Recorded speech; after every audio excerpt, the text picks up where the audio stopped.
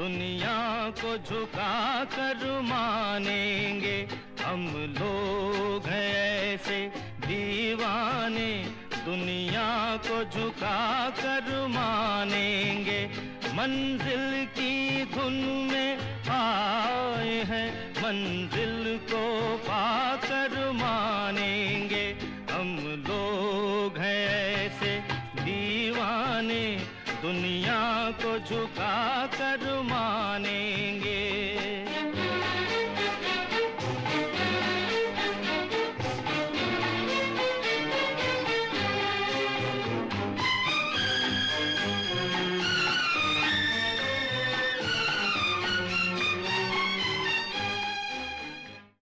Hello everyone. Today I bring to you a dialogue with Ramesh Awasthi.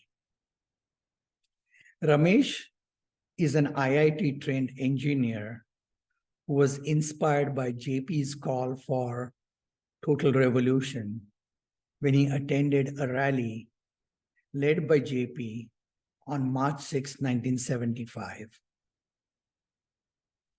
He's also a co-founder of PUCL, People's Union for Civil Liberties, and Citizen for Democracy.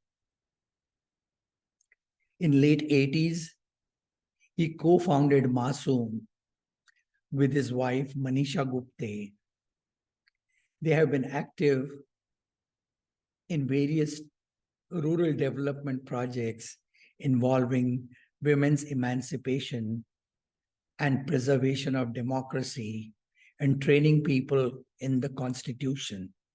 We talked about his imagination of the future of India and how might the future generations create a society that was based on compassion and equality. So over to Ramesh Awasthi.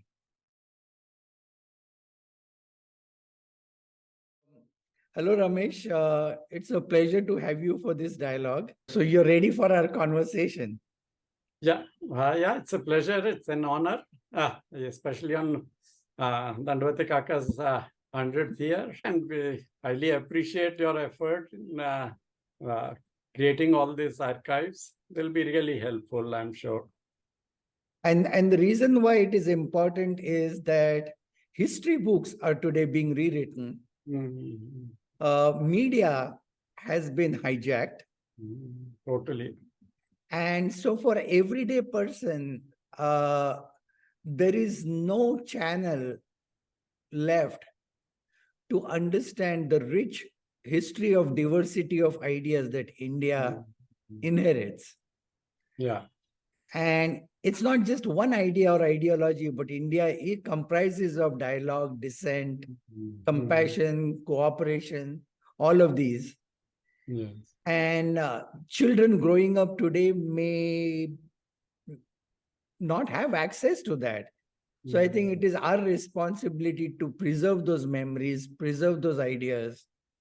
And when somebody gets into these archives in the future, they see India is not what they see, but India is what several generations have imagined and worked for.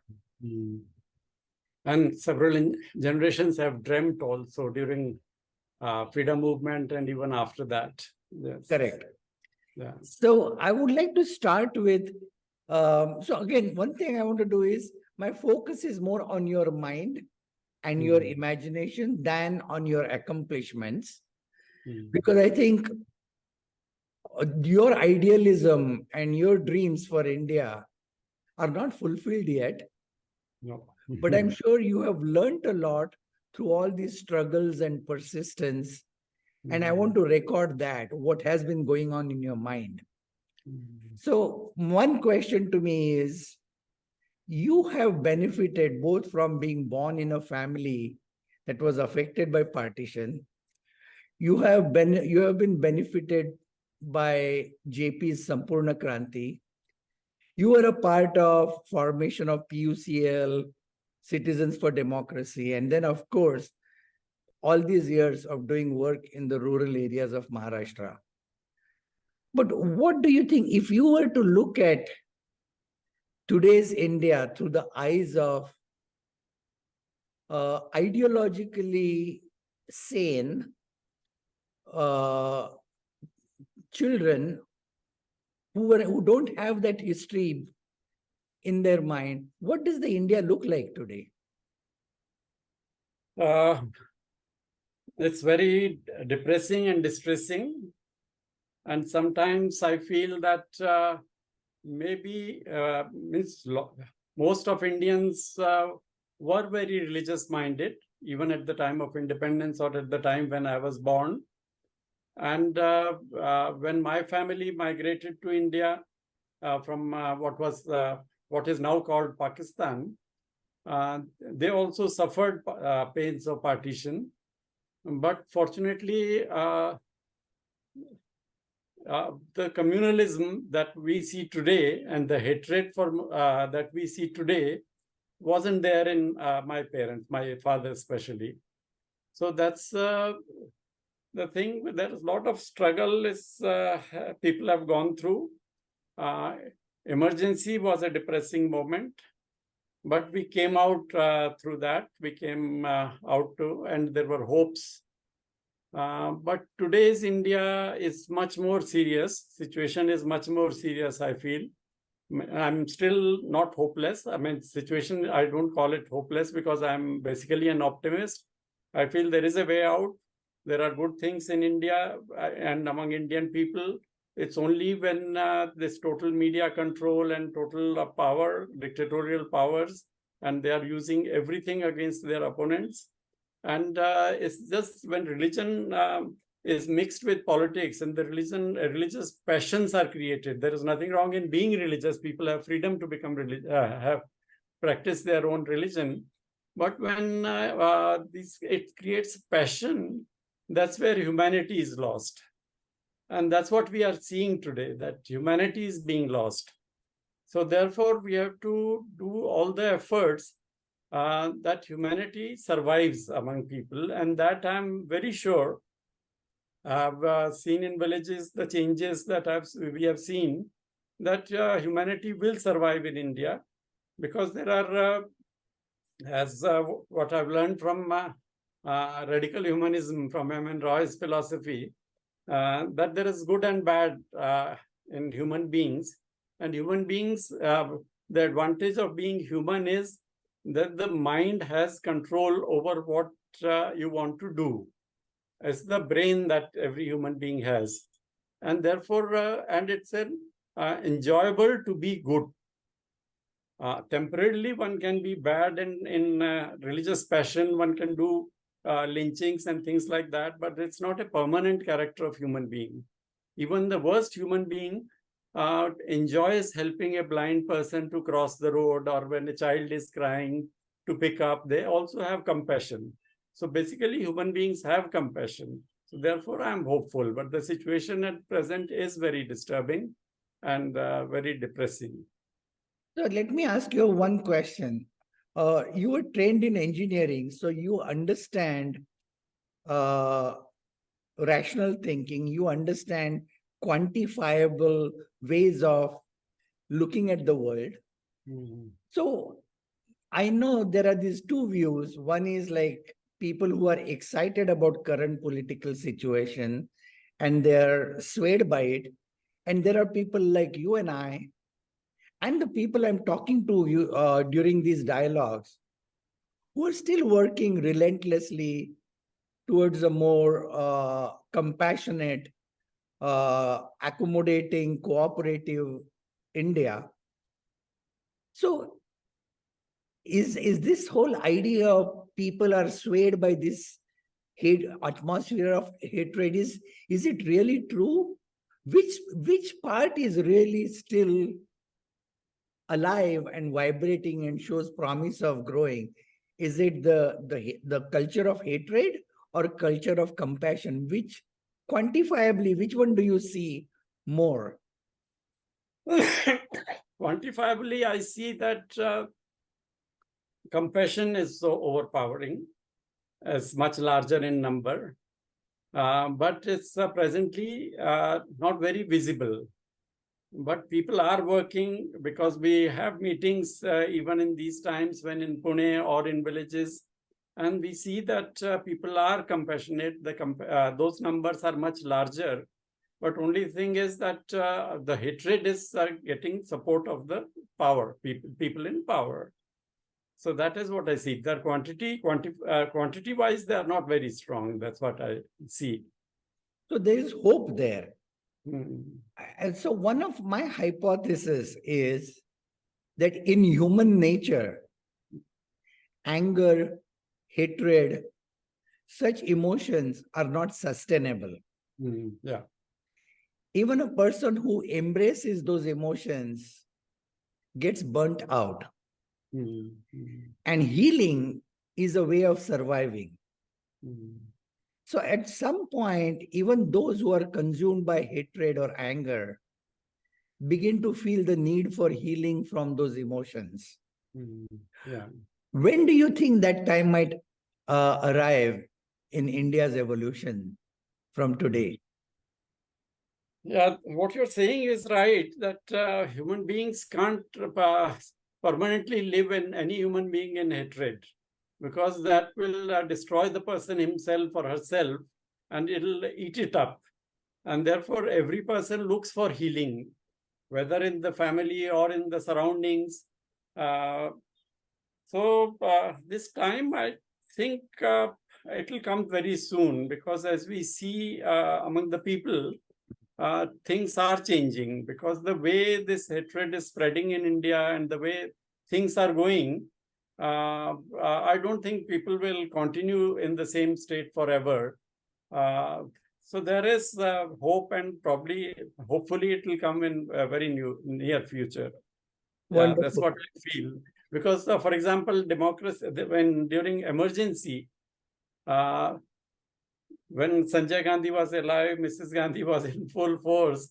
We thought as long as this family is alive, and maybe forever, because people were talking of dictatorship. Even in Maharashtra, Bal Thackeray was talking of dictatorship is better, the era of discipline. But people threw it out. So therefore, politics of hate also can't survive and can't run the country for long. It's just that they have a power and they are using it by all means. But people are getting fed up of this hate. That's great. That's nice to hear. So I want to go back in history.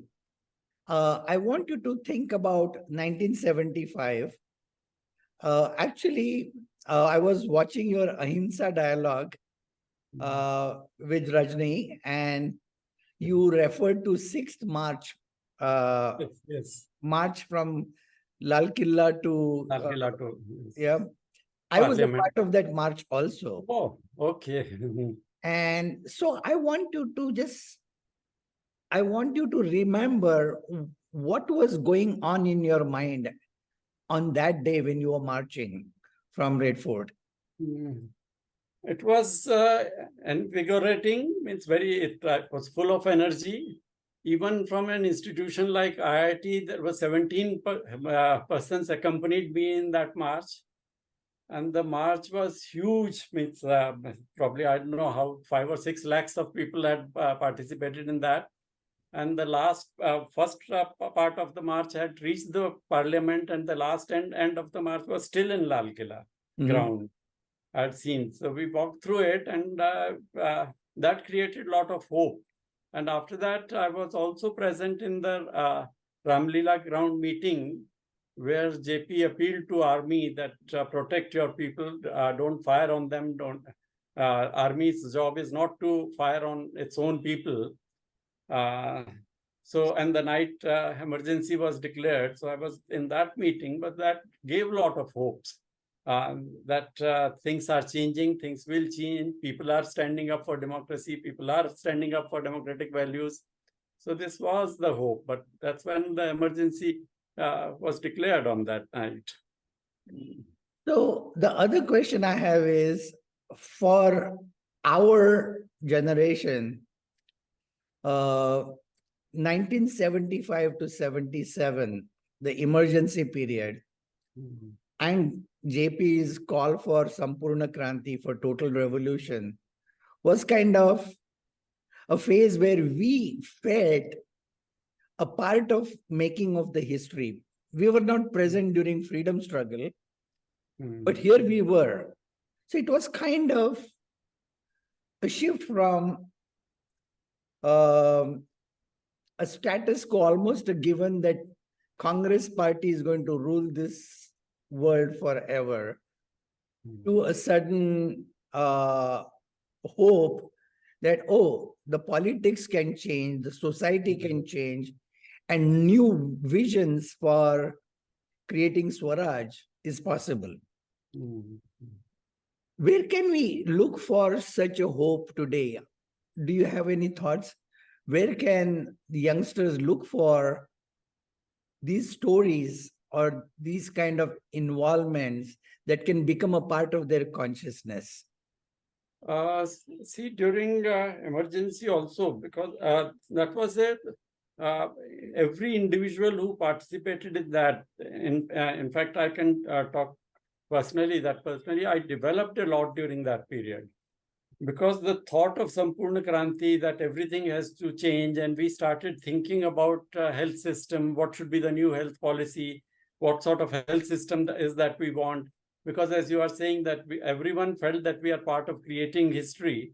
So that thought process also was very, very enlightening. Education system, even in IIT, in my room, we called different people, and students also used to gather for discussion on new education policy. What should it be? New health policy, new health system, how it should be.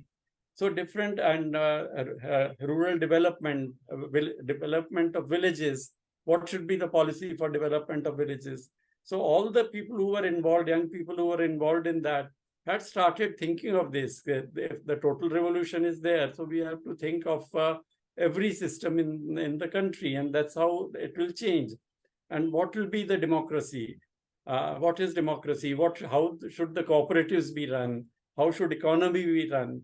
So we read a lot during that period. We invited people and had discussions. A lot of discussion was taken place in that period.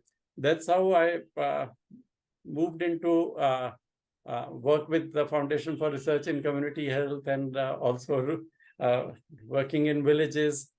And in Bombay at Sangarshwani also, we had discussions in about 30 colleges on education policy, new education policy, taking the J.P. Naik's book.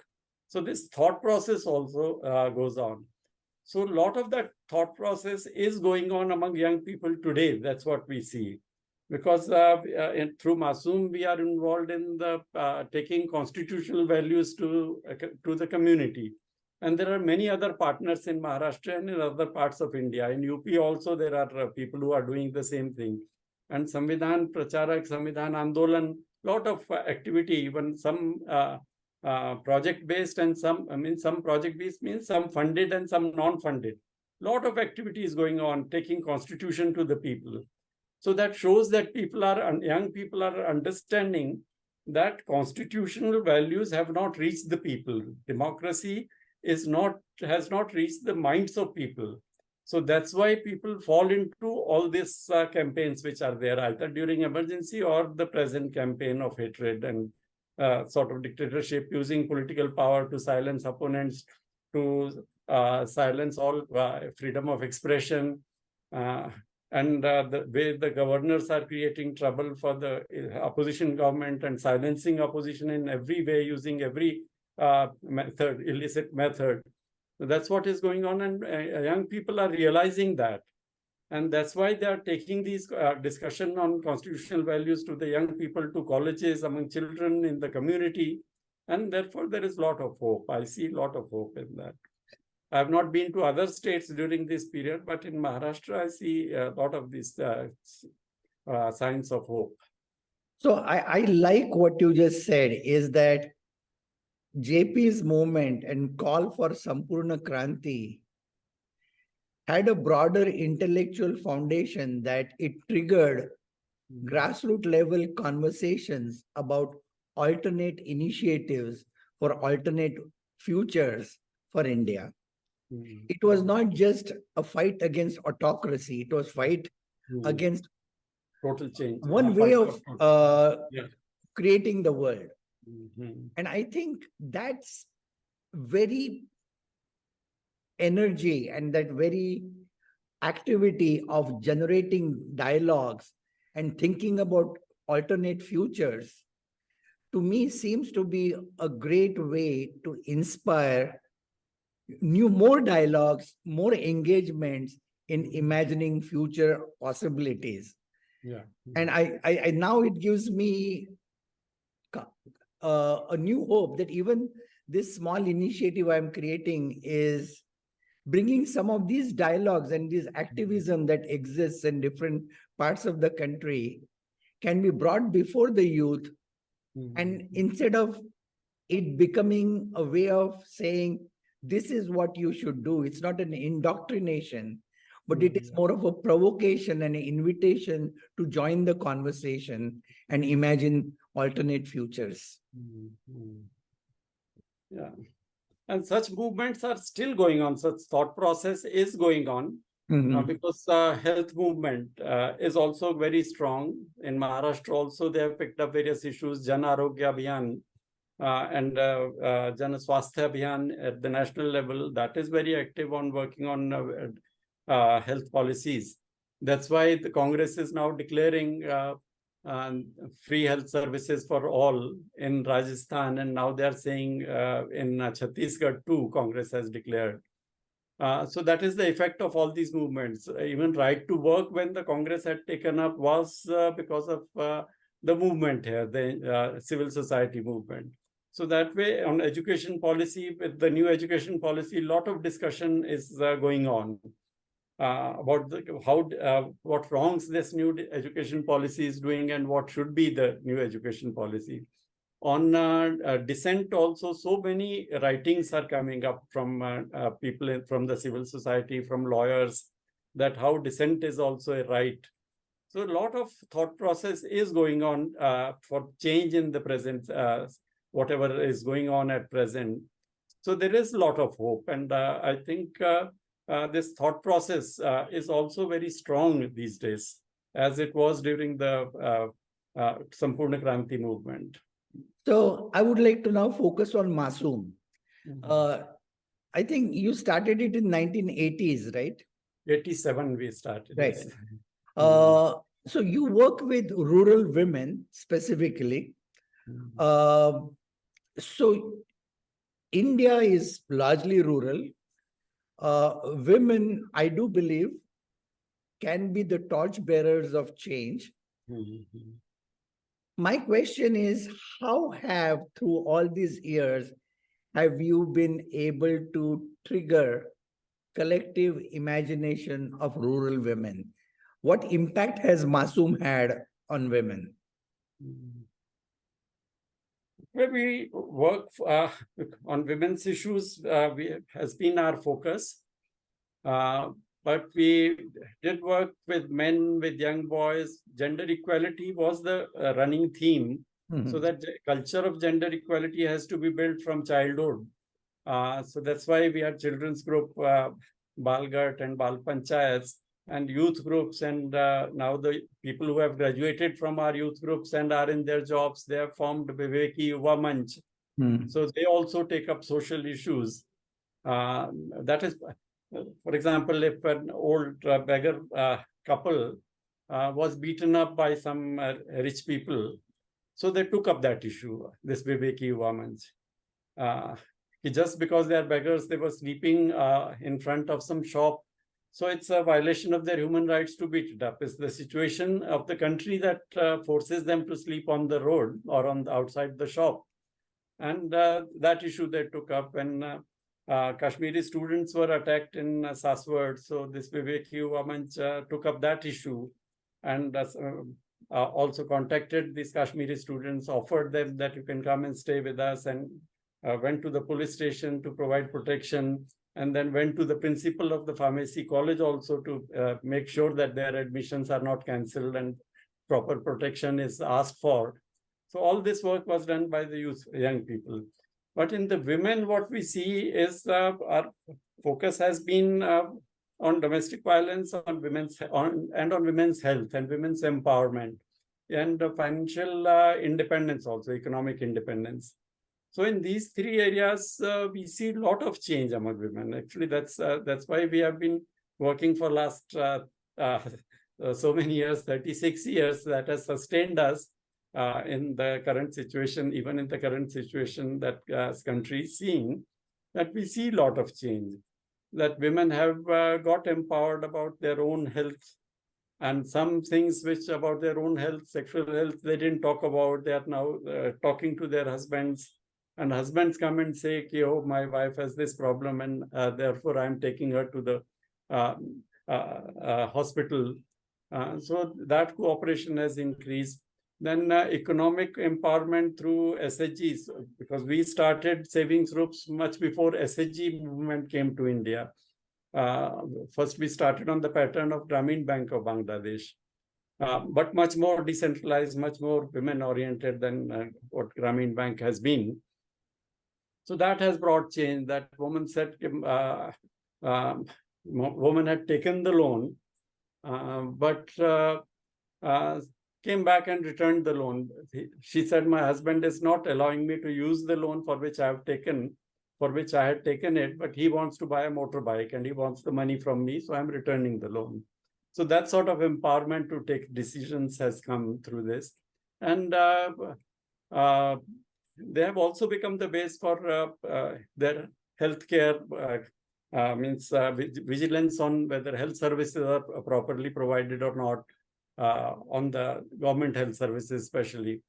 And women's participation in Gram Panchayats has increased, because earlier Gram Panchayat or Sarpanch used to say, if women came, they said, okay, you talk first.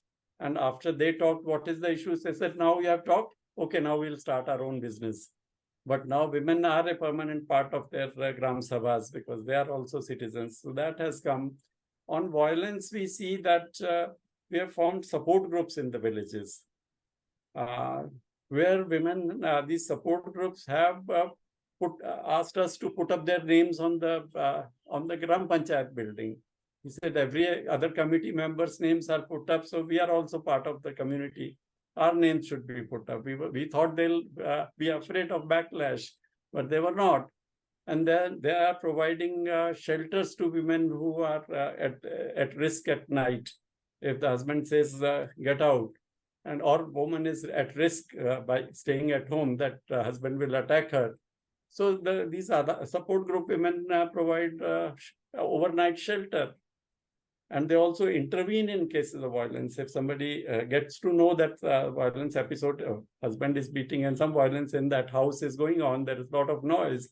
So they are intervening in that and stopping it. What's going on? They are asking. It's a community issue. It's a violation of human rights. It's not just between husband and wife. And they are taking it to Gram Panchayat level and Gram Sabha level. So making it public, so that shame is on the husband and not on the woman. And accompanying the woman to the police station, arranging food for her, collecting money for her. So all that voluntarily they are doing. So there is a lot of change in the community. So that's keeping us going. So one very interesting thing we noticed when Rohini and I visited Marshiras is that on every door, now the man and woman's name is written outside on the board. That was a very interesting development. Can you tell me more about what was the idea behind it and what impact has it had in the village? Actually, we had seen women in distress when the husband at night said, get out of my house.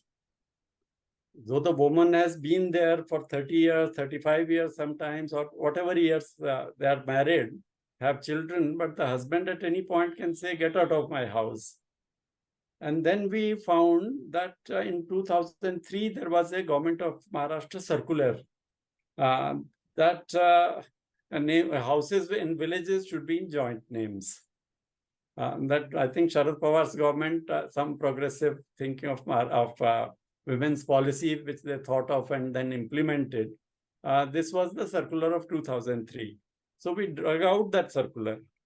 And then with that circular, went to the BDO, had a meeting with all the Gram Sevaks, explained to them, and a letter was issued in joint signatures of MASUM and BDO. And then we organized students, young people, boys and girls, to campaign in villages and to tell people to get their names done in the village registers. And it was successful, surprisingly, everywhere. And some people were very happy. I mean, especially some old people, old men, they came to Panchayat to see that whether their wife's names, his wife's name is also there or not. Because he said, after I'm gone, I'm not sure whether my kids will treat her well. So will they throw her out of the house? So it's good that this has been done. And young people were also very happy. Young couples were also very happy. And women were especially empowered that now they can't say that is my house. And then how these nameplates came on the board. Because we thought that just on the Atha Utara, means in the Gram Panchayat records, is not enough. If they see it every day, then it will have impact on their mind. And even among children, there will be a change. So then some women organized themselves and went to the Panchayat and said there are some funds for women and children. So through that funds, you get us nameplates written. So spend from that fund on nameplates. So some villages that was done. Where they were not very successful with the Gram Panchayat was not favorable. There's a savings group, women, they collected money, and they mobilized other women also. They mobilized money, and they got the nameplates painted. So that's how it has come up, and it has had very good impact, really. And then after that, we had a big function in Pune just to honor those Gram Sevaks and this person, BDO. And we called, I think, Justice Dharmadhikari, we called Chandrasekhar Dharmadhikari. He came, and Women's Commission, Maharashtra Women's Commission head also came, chair of the Maharashtra Commission. And that was flashed in the newspapers. That was the basic purpose of our holding that function in Pune. And then many NGOs took it up, and many places, then later in the newspapers, we saw the report that many other NGOs also have done that, and the houses on joint names have become popular. So I have a very naive question. So when you look at the change in status of women in a village, what are the measures or what are the markers of seeing the progress made? One is that actually some marker is a funny thing, but what we get from the men, their remarks, they say that women don't now take our permission to go out. They go out wherever they want to, whether it's a Gram Sabha meeting or a MASUM meeting or anywhere, without asking us, without informing us, they go out. Because men are never at home. But this gender division of spaces, these spaces are divided, that women have to take permission for how much time and where are they going. But now they have become empowered and independent. So that's the change that we see. And of course, there are actions everywhere. Okay? If we, MASUM was the district nodal agency for on surveillance, not surveillance, but for seeing that public health services are available to all the people. So there women were very active from these groups. And now if there is any program is held in the villages, so entire arrangement of public meeting and program or the campaign against domestic violence is organized in villages by these women who were never seen on stage. They were stage shy earlier, but now they are on the stage singing songs, dancing, and also addressing meetings in their own villages. So that's the change that we have seen. So that's very encouraging. Very interesting. So what remains to be done? Every year, means with every passing time, new issues come up, new challenges come up. That is there. For example, men are selling their lands. Actually, we have taken up a campaign that land should also be in joint names. And we have converted actually more than 300 people, 350 people, I think 350 or 360. Their husbands and have put in applications that their wife's name should be on the land record, Satbara. So they have put in applications, and in two rounds of hearing by the Tehsildar, by the divisional revenue officer, she had held these hearings and asked them, do you know what are you doing? You are signing your land, you are putting her name without her consent. You won't be able to sell your land or take loan on that land. Do you realize, or has MASUM told you, or has MASUM bluffing you and getting you into this act? So men also said, because the MASUM people had explained to the men. So that land records were changed and orders were issued with a lot of difficulties, lot of resistance from the government officials. But land records have been in women's name now. At least I think 65 couples have got the land records in their name. And the rest process, Tehsildar has changed, so that is going on. Maratha Andolan, this Maratha Arakshan Andolan, reservation for Marathas, that has created a lot of caste rifts again, because this issue is again on a very high. In between, it had died out. But again, caste consciousness, caste identity, that has become very important. And therefore, again, it's creating problems in the villages. Then young people are not finding jobs. And therefore, they are selling land. And the land, they sell land and get money, and that money is not invested properly. So it goes off. So that process is also going on. Agriculture is losing. So this is good. So this is interesting. So one of the things I want to explore a little bit is, when the BJP government first came to power 10 years ago, almost 10 years ago, they used two strategies. One was, of course, Hindutva, and specifically hatred against Muslims. Yes. And number two, they promoted this idea of Gujarat model of development, right? And that they have been pursuing. Both these ideas they've been pursuing and percolating all over India. So there is this notion of development that is not really human-centered. It's not necessarily, doesn't favor natives, the tribals, and so is there, but then there is this dream that they have been able to sell, that this model of development will bring prosperity and progress to India. So my question now is, with the communities that you work, what is there, not necessarily what is the narrative, but what is their concept of progress and prosperity? What do they seek?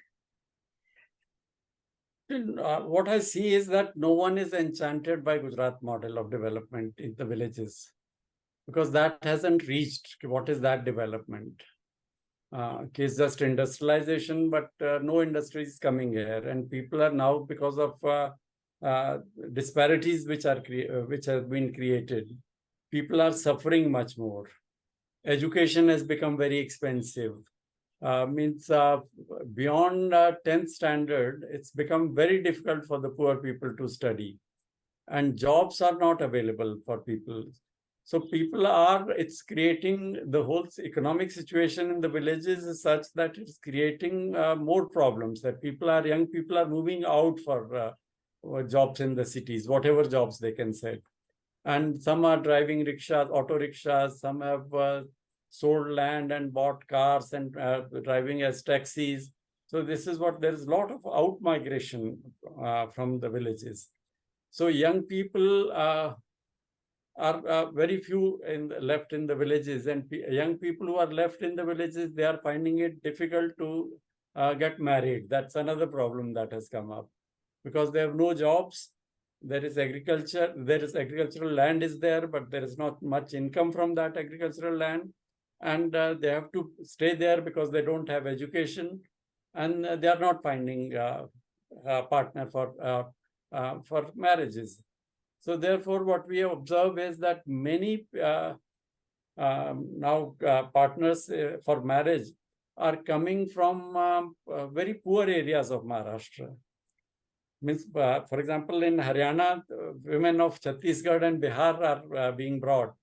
But here what we see is that from Solapur, from Marathwada, those women from very poor families, they are getting married to these people in the villages, just seeing their land. They have this land holding, so therefore our daughter will be better off. So we thought, okay, let's find out what the condition of these women is. Okay, are they suffering? Are they suffering any violence or any discrimination in the villages? What is happening? Are they unhappy or are they happy about it? But then we found that they are happy because they have come from much poorer areas of Maharashtra. So they are happier, and they are bringing other women from the other girls from their families to get married in this area to the relatives of this young boy to whom they got married. So that is happening. But the change that we have seen, from which we see that what is the idea of prosperity, is sell the land and buy a four-wheeler. So earlier there were hardly one or two motorbikes, and just one Jeep four-wheeler was there in the whole village of Malshiras, where we stayed for 5 years. Now in every house outside you see a four-wheeler, because that has become a status symbol. So that is a sign of prosperity. And celebrating birthdays and things like that, what means it's natural. Whatever they see in the urban areas, that is seen as the sign of good living. So my question to that is, there is one ideology that says urbanization is inevitable and urbanization will solve the problems of rural unemployment, and you can't fight it. And then there is other ideology that says we need to develop non-agricultural infrastructure, and through it, employment opportunities in rural areas.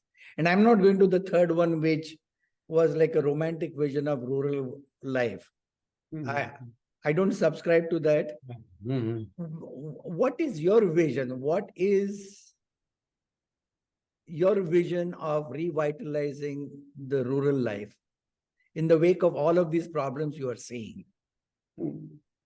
What I see is my problems that I see, and I find is that investment in agriculture, investment for irrigation, that has been very poor in India. The way India should have invested means the governments have spent money in creating industrial estates, because there the ministers bought lots of land and they made money out of it. All ministers have the largest land holdings in the industrial estate, which they are renting it out. So that lot of investment was done for developing industrial estates. And road development was done, infrastructure development was done. All this was invested by the government. But for the rural areas, that investment hasn't come. They have left it to the people to invest. And very small money means later on only recently in last 10-15 years after the Panchayati Raj Act, and many years after that, more money has started coming to Gram Panchayat level. But investment from the government and efforts by the government in a systematic way, in a planned way, have been totally absent in rural areas. That is the main reason for poverty in rural areas. That infrastructure is not developed, irrigation is not developed, the mechanization that should have taken place at much earlier. That is not there.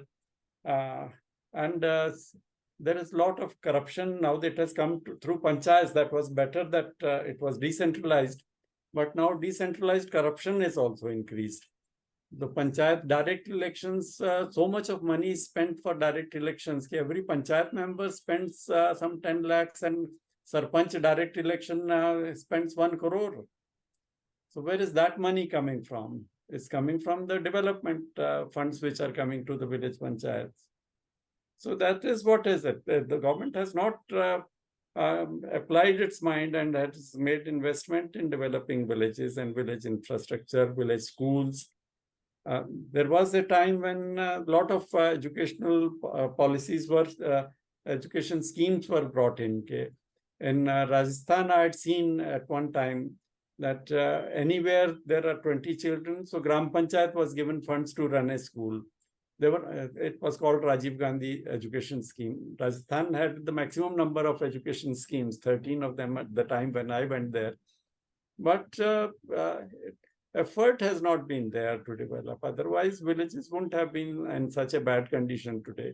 And the way these cities are being developed, that is not a good way of development. This unplanned development where people are living in miserable conditions.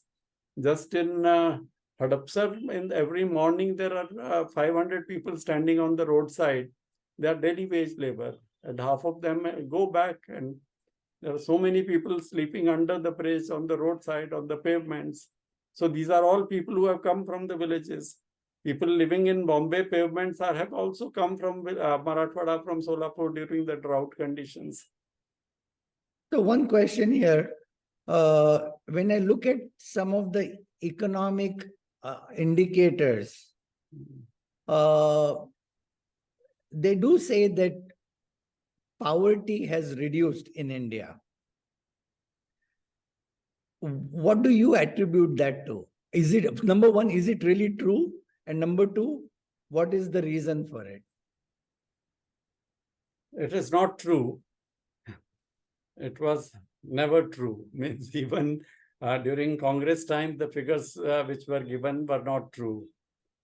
Because I've seen in the villages when the IRDP scheme was there. So then there were, if you remember, there were doses of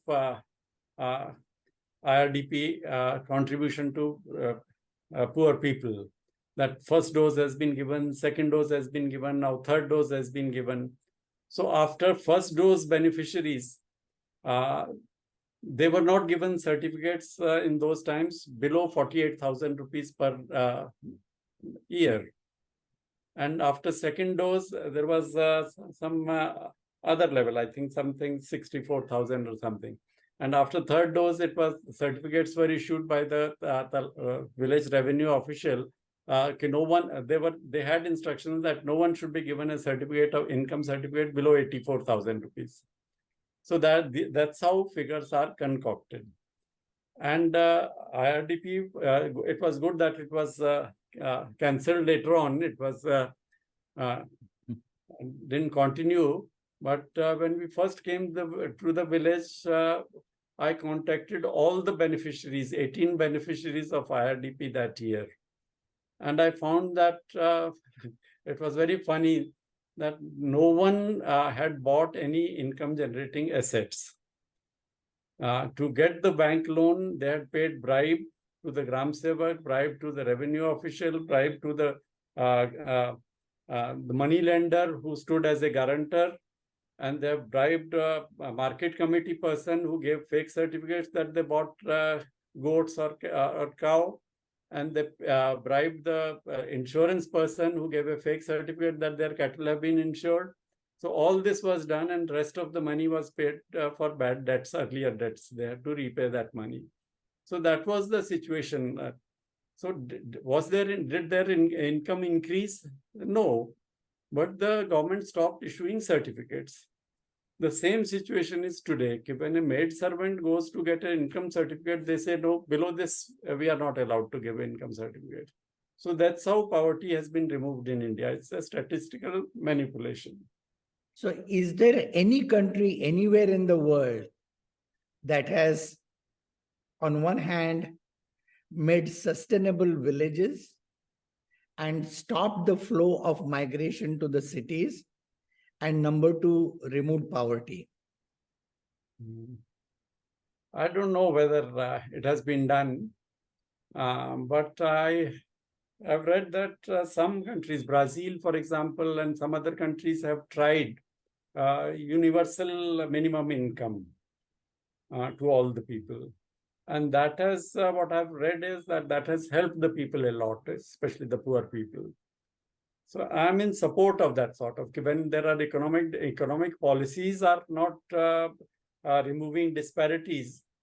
And percolation was known for long back that percolation is not going to help removing poverty. So how do we expect today to remove poverty when there is disparities are increasing and income distribution is much more in favor of the 1% rich in the country?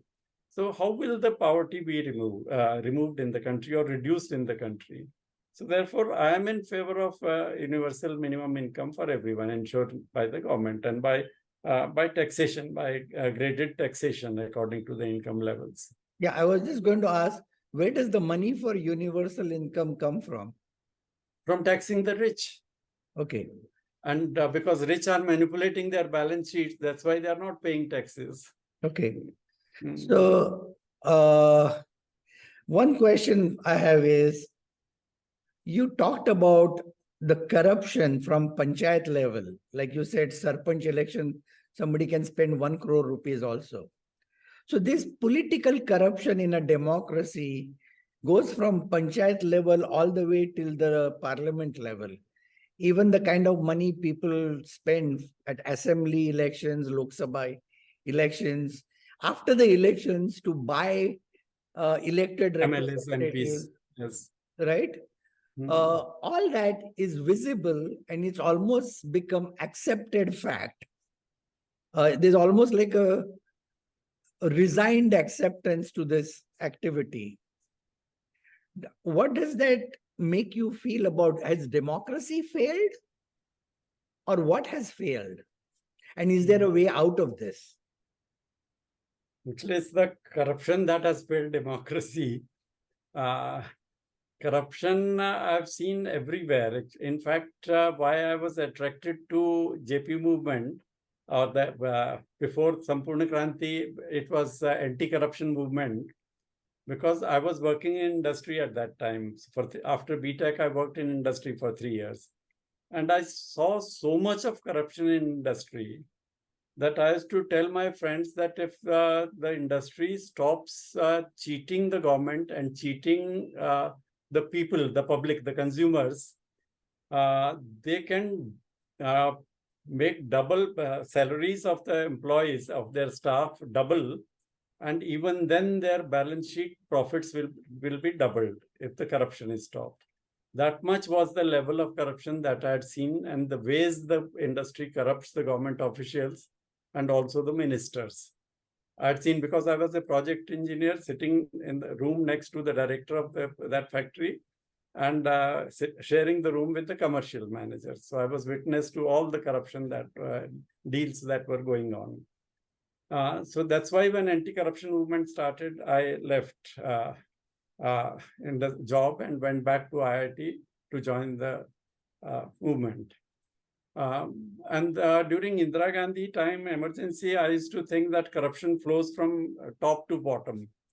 But when we went to stay in the villages, I realized that it flows from bottom to top. So it's everywhere, means corruption. And it's basically, I think, because India, the poverty, because of feudal past of India, the poor people have still the feudal minds. And there have been so much of a culture of scarcity among the poor people. What is that? And for other people, again, to their ideal is and their goal is and their dream is to live the life of Rajas or the landlords, big landlords. That's why I think this corruption has increased so much.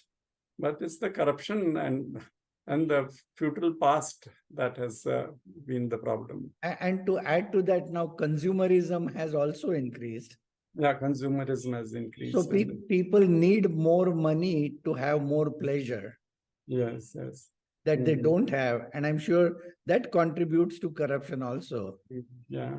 I was told in the old days in Punjab, the status symbol was owning an imported car, and now it is owning a helicopter. Yeah, yeah, sure. So is there a way out of this? Way out, I think, is the whole economic system has to be more equitable. The economic policies have to be more equitable, and more employment is generated. And the culture of democracy, that culture of seeing everyone equal, not who can pay and who cannot pay. Actually, that has to be, democracy has to be, equality has to be in the brain. And that if two persons have come with the same request, whose request do I follow? So do I agree to? And then if I see that who can pay more, or who is illiterate, who is which caste, if these discriminations come in the mind, that means the mind is not tuned to democracy, to equality. And that's where the corruption starts. If you have to favor another person, then if that person can pay more, then I will do that job, because you are not evaluating that person on merit. So therefore, I think, though it may sound like an utopia, but democratic education and democratic culture, that's if we can build that among young people, so that is where the corruption will go, these value systems. And who's going to do that? I don't think the beneficiaries of corrupt system are going to do that. So who's going to do? Is it civic society? Is it NGOs? Is it, who's going to do this? It's if education system can build in values, because civil society is also corrupt. Well, many of them, actually. It's not that civil society is an ideal.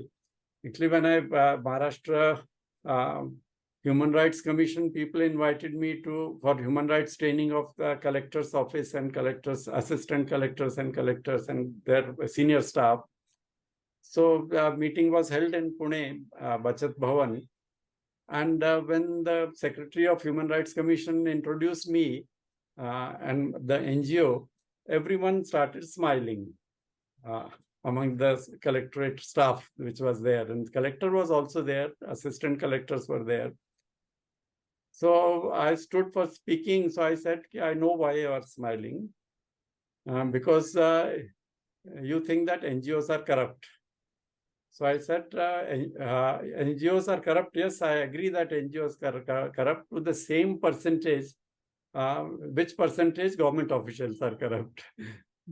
Because we all come from the same stock.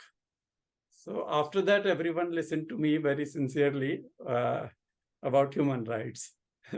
So that is the situation. NGOs also not, but I see the value or the hope in human beings.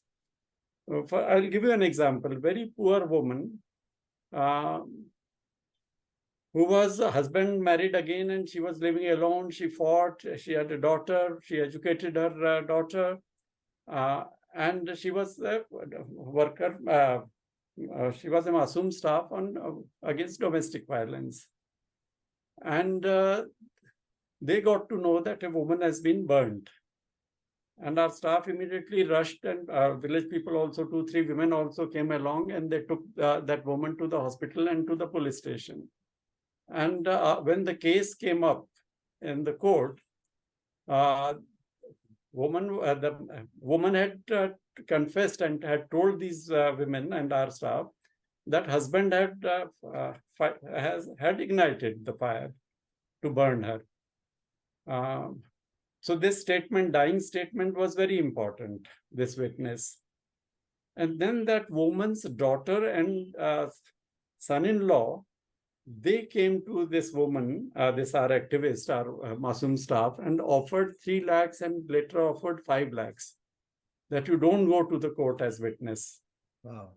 And she refused.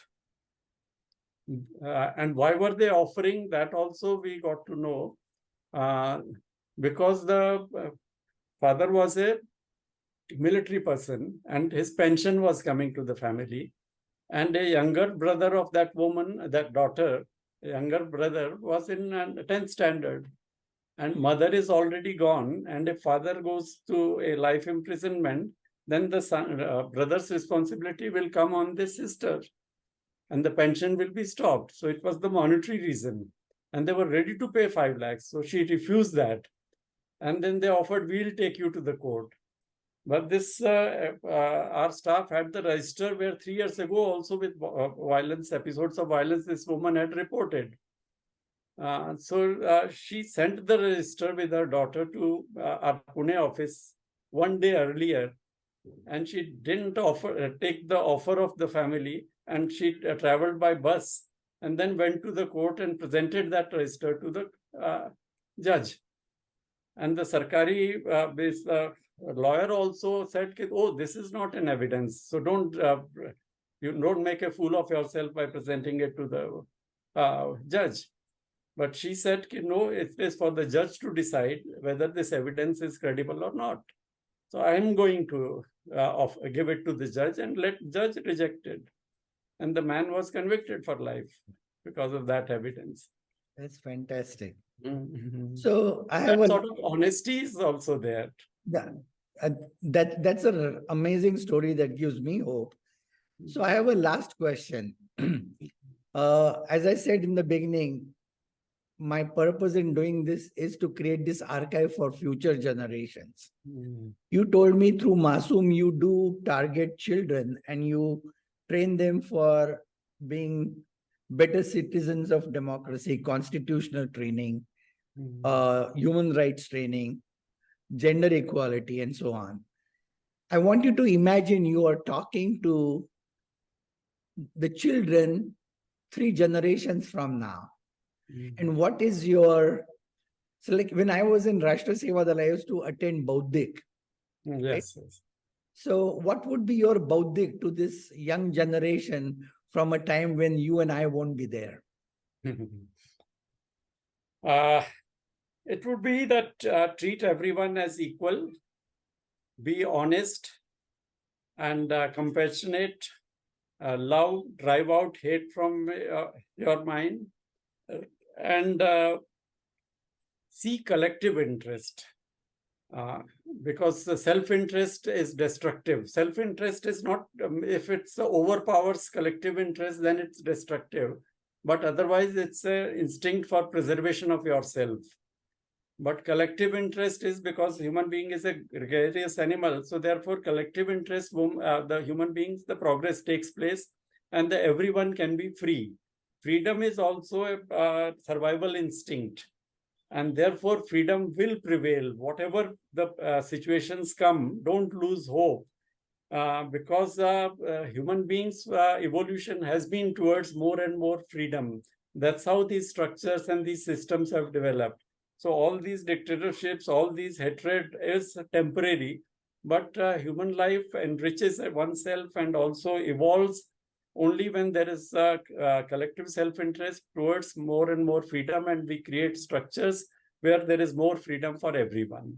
So this imagination of utopian society, one may say at present, but that is where one has to go, because that is where the direction of evolution is, that freedom is cannot die. Human beings have to move towards freedom. Freedom from superstitions, freedom from fear, freedom from hatred, and towards love and compassion. That's where the human beings enjoy life and human beings get enriched. So that would be my message to the young people. Wonderful. This is so reassuring to me. And I'm not surprised that for the very same reason that you said the things you said, Gandhi and Buddha have survived many generations, Yes. their messages, and any other ideologues who have sought progress through economic transformation have failed to create that transformation Yes, and very equality. much. Very much. Thank you, Ramesh. This was wonderful talking to you. Thank you. It was really a pleasure speaking to you and getting into this. Thank you very much for involving me and for including me.